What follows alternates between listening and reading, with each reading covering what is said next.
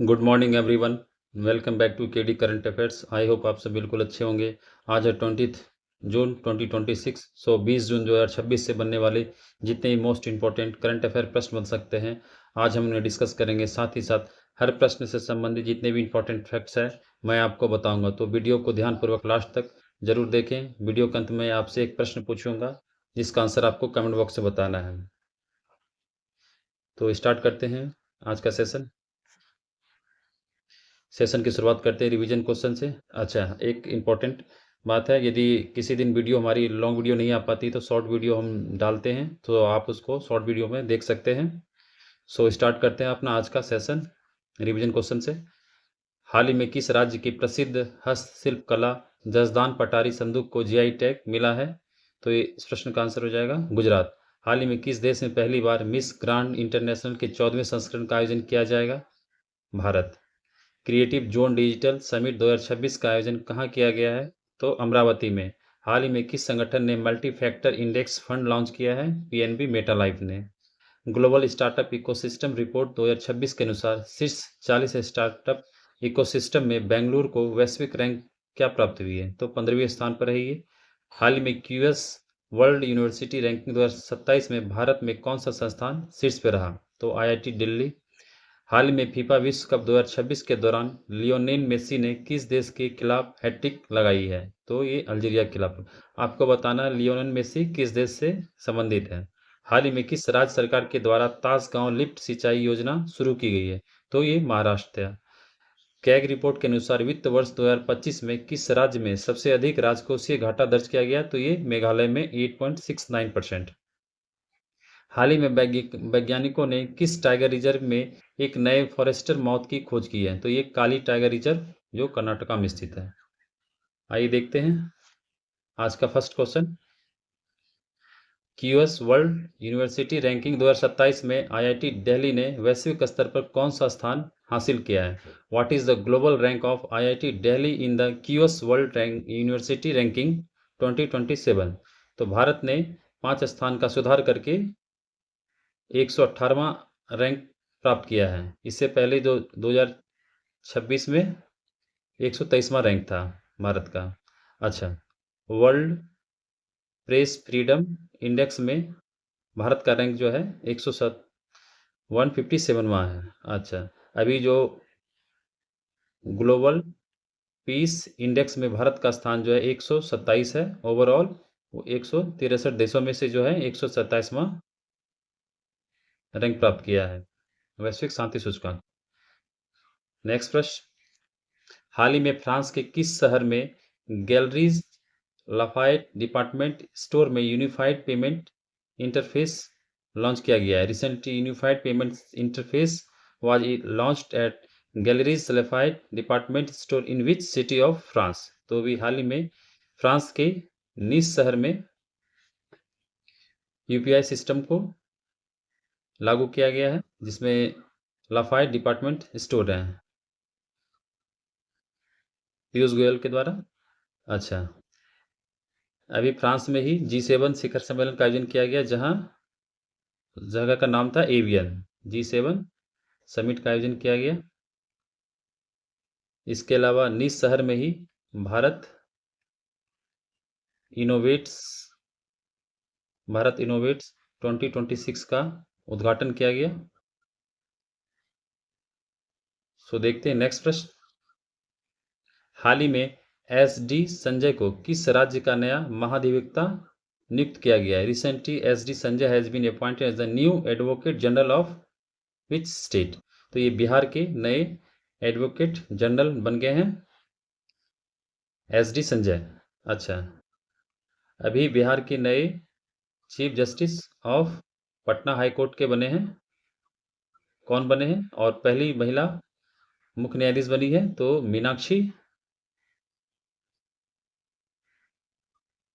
मीनाक्षी मदन राय।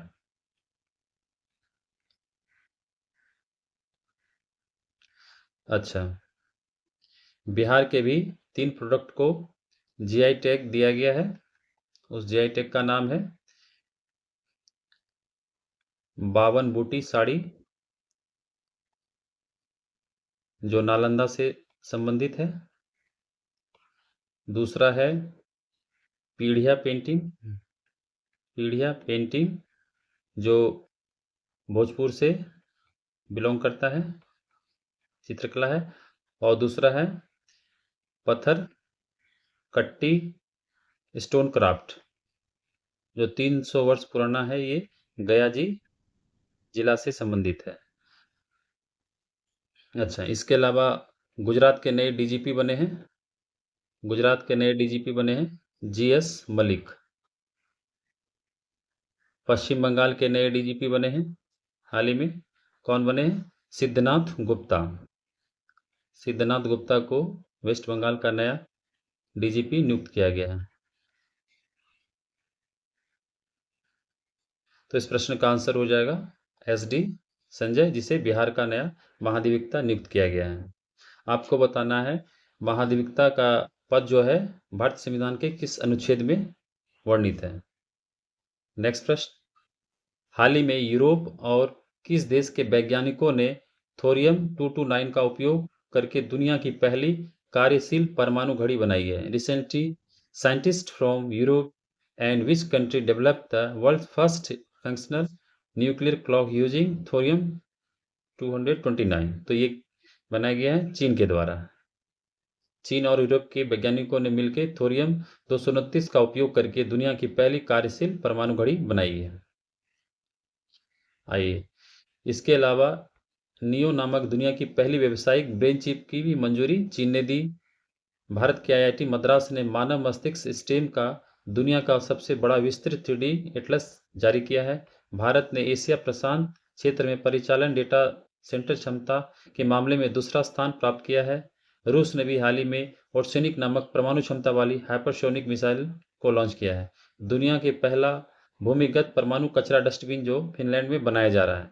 भारत विश्व का दूसरा सबसे बड़ा सौर ऊर्जा बाजार बन गया है 155 गीगावाट के साथ। नेक्स्ट प्रश्न, हाल ही में खबरों में रहा किसाऊ बांध परियोजना किन दो राज्यों की सीमा पर स्थित है? Kishau dam project which was in the news recently is located on the border of which two states? तो इस प्रश्न का आंसर हो जाएगा आपका उत्तराखंड और हिमाचल प्रदेश। अभी हाल ही में ये न्यूज में रहा किसाऊ बांध परियोजना जो उत्तराखंड और हिमाचल प्रदेश के बीच में स्थित है। अच्छा, झारखंड और बिहार के बीच में स्थित है उत्तरी कोयल डैम। उत्तरी कोयल डैम जो दोनों राज्यों का संयुक्त डैम है, जो उत्तरी कोयल पे ही स्थित है, जो सोन की सहायक नदी है। सोन की सहायक नदी है।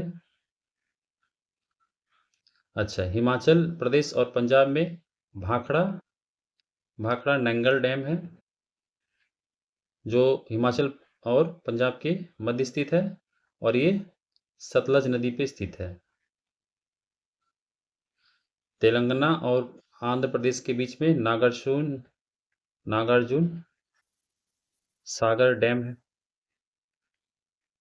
जो इन दोनों के बीच स्थित है और ये कृष्णा रिवर पे लोकेटेड है। तो इस प्रश्न का आंसर हो जाएगा उत्तराखंड और हिमाचल प्रदेश के बीच में किसाऊ बांध परियोजना स्थित है। नेक्स्ट प्रश्न, अंतर्राष्ट्रीय डिजाइन पुरस्कार प्रिक्स वर्साई 2026 में दुनिया की 7 सबसे खूबसूरत एयरपोर्ट की सूची में किन दो भारतीय एयरपोर्ट को शामिल किया गया है? Which two Indian airport have been included in the list of 7 most beautiful airports in the world international design award prix Versailles 2026? तो ये नवी मुंबई इंटरनेशनल एयरपोर्ट महाराष्ट्र और गोपीनाथ बारदोली इंटरनेशनल एयरपोर्ट जो असम के गुवाहाटी में स्थित है। तो इस प्रश्न का आंसर हो जाएगा उपरोक्त दोनों। तो इन दोनों को जो है दुनिया के सबसे खूबसूरत एयरपोर्ट की सूची में शामिल किया गया है, 7 सबसे खूबसूरत। आइए देखते हैं इंपॉर्टेंट फैक्ट्स। प्रिक्स वर्साई जो एक अंतर्राष्ट्रीय वास्तुकला और डिजाइन पुरस्कार है जिसे यूनेस्को के द्वारा दिया जाता है। यह पुरस्कार जो है एयरपोर्ट, होटल, संग्रहालय, कैंपस और अन्य आधुनिक संरचनाओं को उनकी वास्तुकला के लिए दिया जाता है। वहीं पहले नंबर पे है आपका ग्वांगझो बेयून अंतर्राष्ट्रीय हवाई अड्डा टर्मिनल 3 जो ग्वांगझो चीन में स्थित है। अच्छा, नवी मुंबई अंतर्राष्ट्रीय हवाई अड्डा को जो मिला है ये सम्मान किस लिए मिला है? भारत के राष्ट्रीय फूल कमल से प्रेरित होकर अपने साहसिक और आधुनिक डिजाइन के लिए टर्मिनल 1 के लिए प्रिक्स वर्षा पुरस्कार से सम्मानित किया गया। वहीं असम के गोपीनाथ बारदोलोई इंटरनेशनल एयरपोर्ट को टर्मिनल 2 के लिए इसकी छत का डिजाइन जो है बांस ऑर्किड से प्रेरित है, जबकि इंटीरियर में आदिवासी कला और स्थानीय हस्तशिल्प को शामिल किया गया है।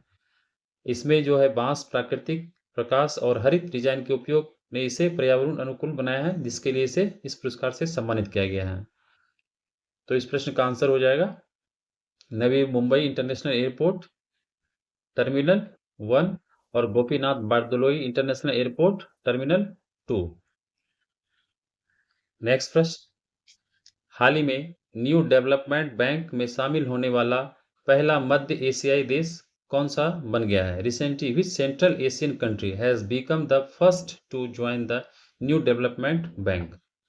तो इस प्रश्न का आंसर हो जाएगा उज्बेकिस्तान। उज्बेकिस्तान को हाल ही में न्यू डेवलपमेंट बैंक में शामिल होने वाला पहला मध्य एशियाई देश बना है। अच्छा, न्यू डेवलपमेंट बैंक क्या है? न्यू डेवलपमेंट बैंक जो ब्रिक्स देशों के द्वारा लॉन्च किया गया था।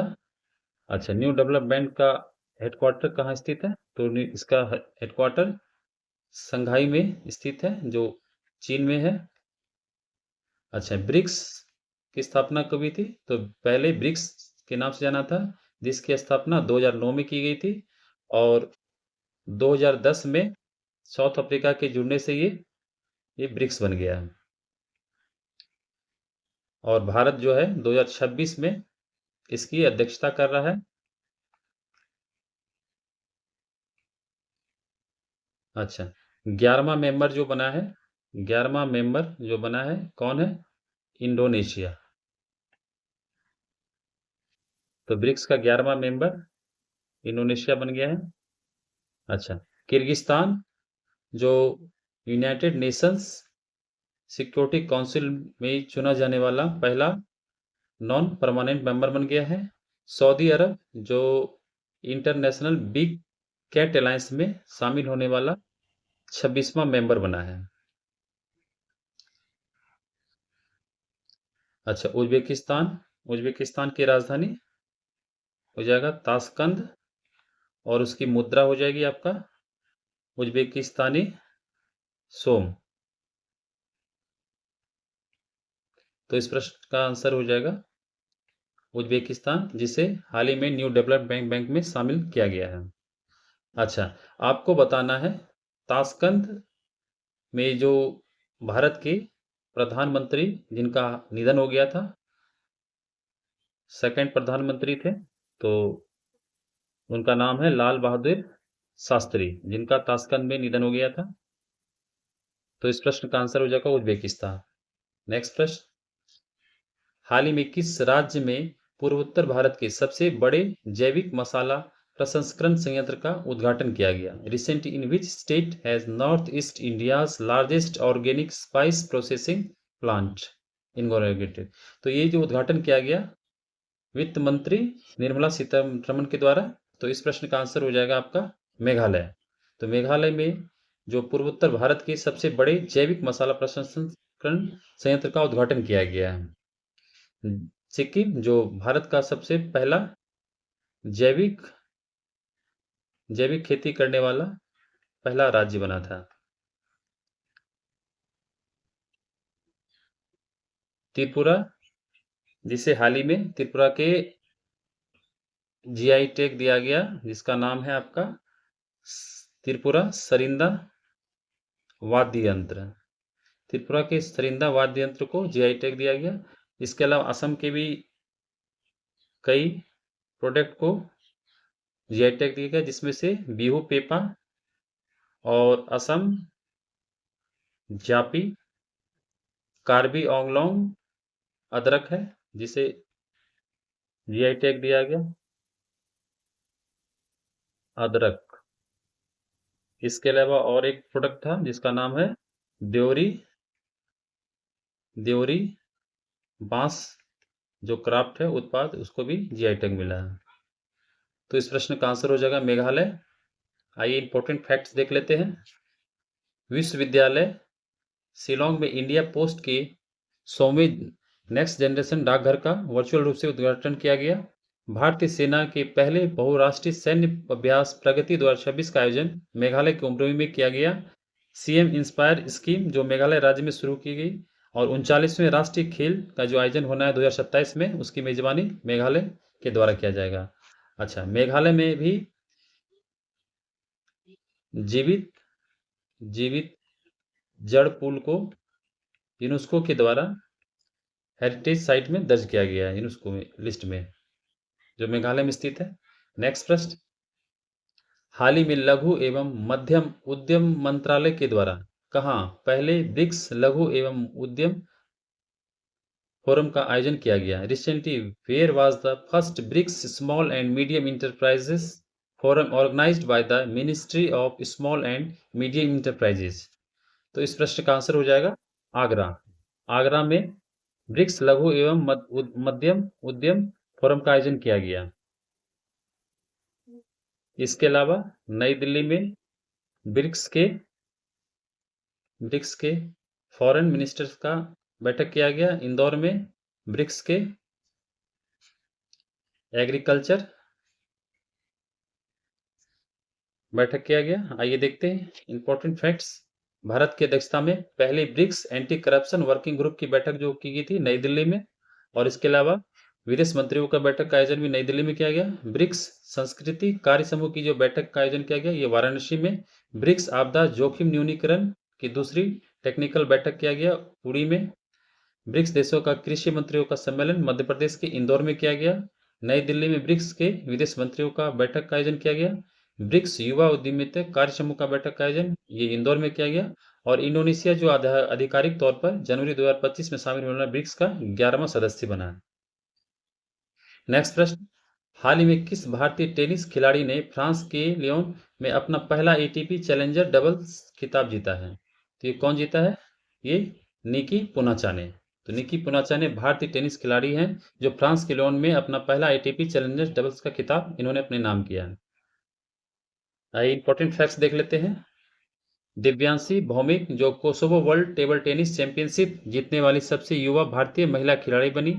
सविता श्रीभास्कर ने मंगोलिया में आयोजित महिला एशियाई व्यक्तिगत शतरंज चैंपियनशिप 2026 का खिताब अपने नाम किया। सृष्टि किरण जो भारतीय tennis player under 13 tennis ranking में अपना पहला स्थान हासिल किया है। दीप्ति शर्मा जो अंतर्राष्ट्रीय T20 क्रिकेट के इतिहास में सबसे ज्यादा विकेट लेने वाली दुनिया की पहली गेंदबाज बनी। टाइम मैगजीन की टॉप 100 पहली बार ये लिस्ट जारी किया गया और स्पोर्ट्स पर्सन लिस्ट में भारतीय महिला क्रिकेटर स्मृति मंदाना को शामिल किया गया। सो फ्रेंड्स, इस सेशन का आखिरी प्रश्न था।